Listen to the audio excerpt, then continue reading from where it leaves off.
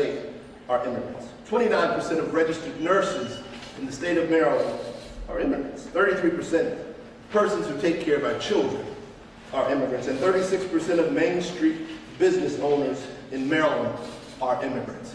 I come here to pray to God, so no offense to those who are not a part of the Christian faith.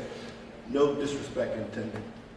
So dear God, I ask you that you would remind us of our humanity, and that we're all deserving of an opportunity to live freely in this nation. It's based on the values of equality and justice.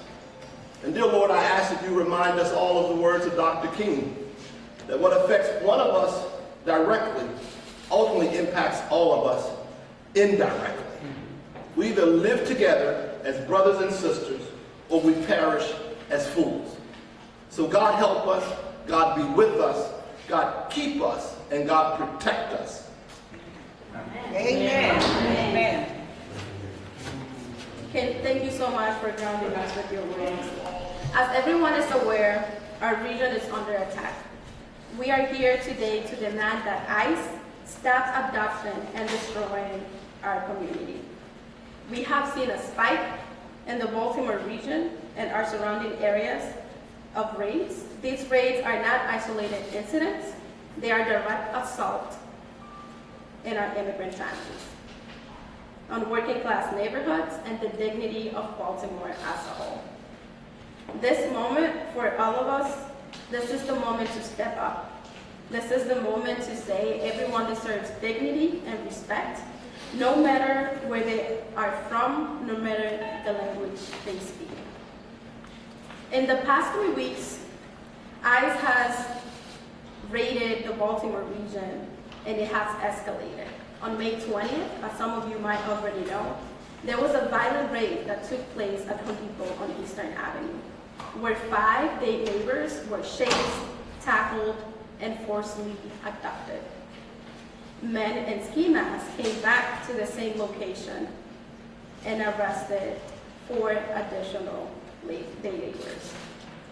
They also did raids in local supermarkets, including the 7-Eleven right next to the Home Depot. We are only 11 days into the month of June, and the CASA team has already responded to 7 additional ICE abductions, where community members have been targeted at grocery stores, shopping centers, gas stations, and even with their children and elders getting caught in the middle of ICE violence. Just this week, a Baltimore City man was abducted while with his wife, 3 children, and 80-year-old mother.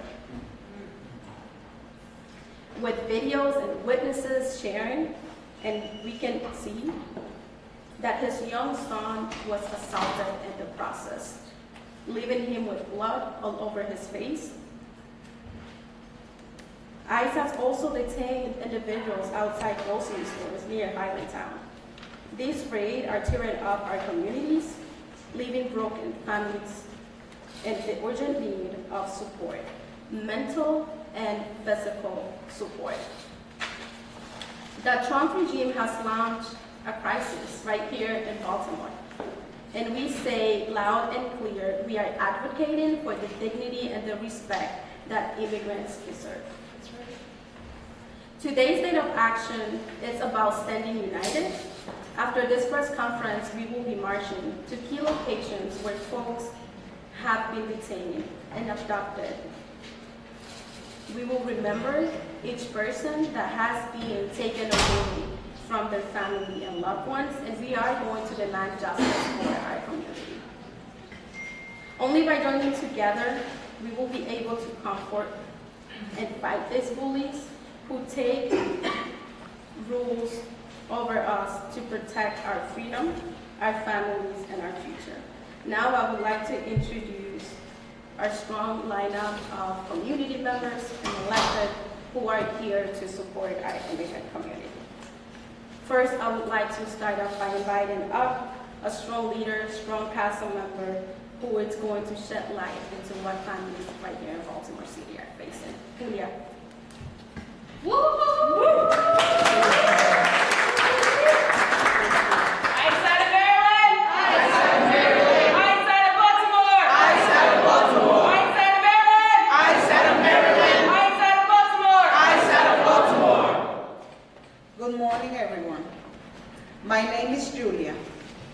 I migrated to this country years ago, full of hope, but today I am heartbroken and outraged. The recent ICE raids, especially that devastating raid in Baltimore on May 20th, have shattered our community. That day, 5 families were torn apart.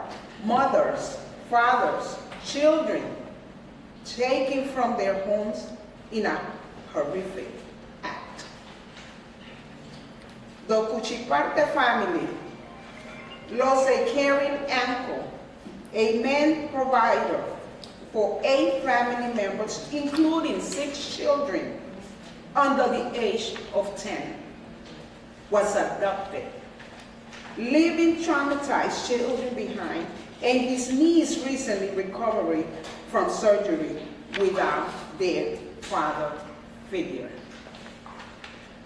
The Guaracha family shared how her husband, a daily provider and loving father, was abducted, leaving her to care for their 4-year-old son alone.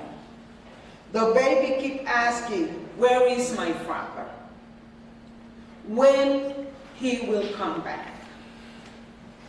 She watches her family fall apart, desperate yet hopeful that the people fight will stop this horrific event from continuing.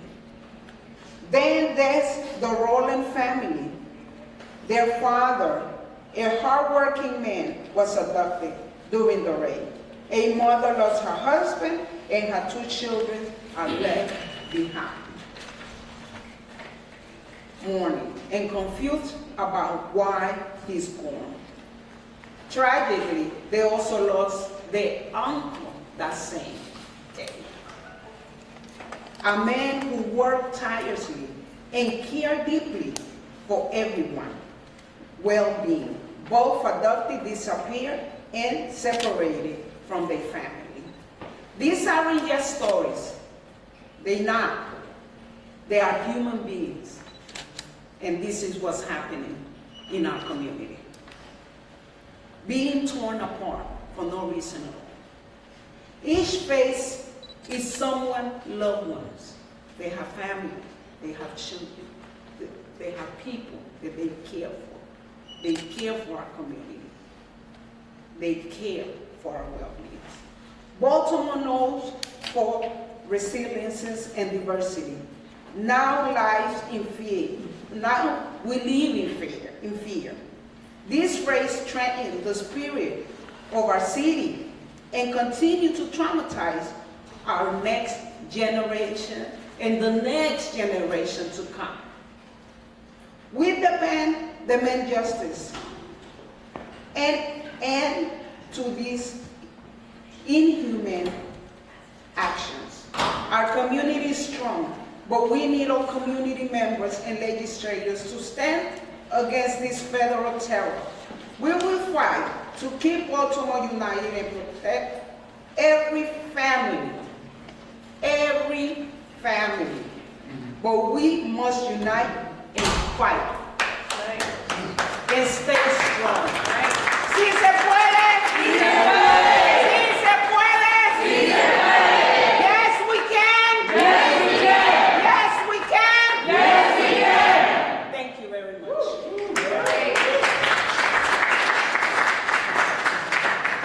Thank you so much, Julia. And now it's my honor to introduce a person that has been fighting for immigrants' family and championing what we need as an immigrant community to be able to stay together, to stay connected, but to survive this attack by this administration. Councilwoman Odette Ramos. Yes. Good morning. Good morning. As you can imagine, I am angry. We all should be angry. Yes. All of you should be angry that our neighbors are being treated so inhumanely only because they are not from here. And if they are coming for them, they are coming for us. That's right. That's right. And just imagine, I'm a mother, I'm a resident, I'm a neighbor, and I can't stand what's happening to our residents. Imagine all of you here that this is going to happen to your family. Planning for separation, planning to be gone, and sent to a life that you've escaped, but also that you don't know. After investing so much into our nation and believing in the promise of the United States that our families will be successful. Can you imagine the disappointment that our residents are feeling because they feel unsafe, not just here, but nationwide? That is the fault of this administration, the Trump administration, and it is unacceptable. Absolutely unacceptable. So we need all of you to continue to rise up, to help our community, to say that this is unacceptable, and make sure that there is help, that you can help our families. There's got to be a way. This is absolutely unacceptable. Our residents do not deserve to be treated this way. And I am very upset. I'm trying to hold it together. But I have to say, I take this very personally. I'm Puerto Rican, but I'm Latina. And I want to protect all Latinos and all immigrants and all community members in our city. Because every single one of us is valued, has contributed, and make sure that they're working on our behalf. So we as residents have to speak out. So I'm urging everybody here to speak out, to say this is unacceptable, to join protests, to figure out how you can help our immigrant neighbors. Because this is unacceptable. For families to feel unsafe in our communities is unacceptable. And I want to say thank you to CASA and to people that are here. I want to thank everybody who's already taken a stand. But it is really important. Can you imagine mothers separated from their children? That's crazy that this is happening in our communities. So speak out. Make sure you attend the protest. Make sure you help your neighbors. Call our office to find out how more you can help. But this cannot happen anymore. Not just here in Baltimore City, but around the nation. Yes. And Baltimore will speak out and stand up. And all of you can help us. Thank you. Enough is enough!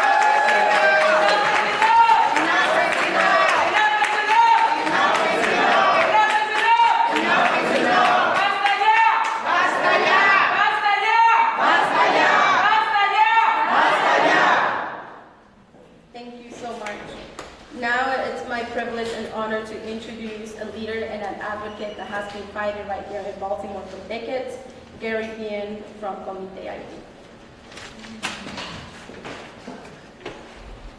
Gary Bien. My greeting from my homeland, Creole. Bonjour tout le monde. Chaque passé, buenos dias, ni hao. Those are the languages oftentimes we speak in the Baltimore area. My name is Gary Bien. I'm the Executive Director of Comité IT. We are a small, powerful nonprofit in Baltimore right here. Our role is to support and advocate on behalf of the Haitian community. As you all can see behind me, the amount of powerful leaders we have behind me, in front of me, besides me, we are not alone. Yes, we're not. So today, I want to take this a little further by saying to the current administration, shame on you. Shame. Shame on you for what you're doing to my people, my community, my neighbors, my friends. So as you all know that there's a large ban in 12 countries, and Haiti is one of them. Shame on you to be sending back those of us who were impacted by gun violence in Haiti. We are losing families in Baltimore. Families that was doing the work, but some of us refuse to do. Clean your house, cut your grass, brought out your fish for you, cleaned it, fish for you, your restaurant, the good food you have in the beautiful town of Highland Town, Greek Town, Italian neighborhood. Those are our community who doing all the good work. KVAL is committed on advocating on safety, dignity, and rights for all people. I call on policymakers, community leaders, and publics to join us. We will continue to work tirelessly with our partners to provide resources where we can, legal support where we can, advocacy where we can, but we can only do it with you all. Media, you have a role to play. Your role is our mouthpiece. Your role is to communicate to the communities, to America, to let them know that Baltimore will not stand behind this. My passion as a child of an immigrant family, born in Haiti, raised in Miami, I've been through this fight before. Miami, Boston, New York, Baltimore. Baltimore will show the example. The great leaders behind me, we will show the Trump administration that we will not stand for this. Help me continue with this fight. At the end, we will say one word, si se puede. Nunca más. Nunca más. Ahí bobo, Kembila.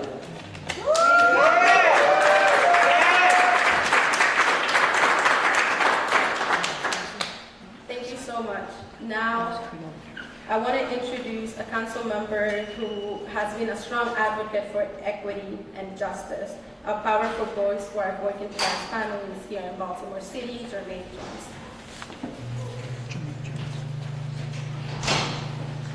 Good afternoon, everyone.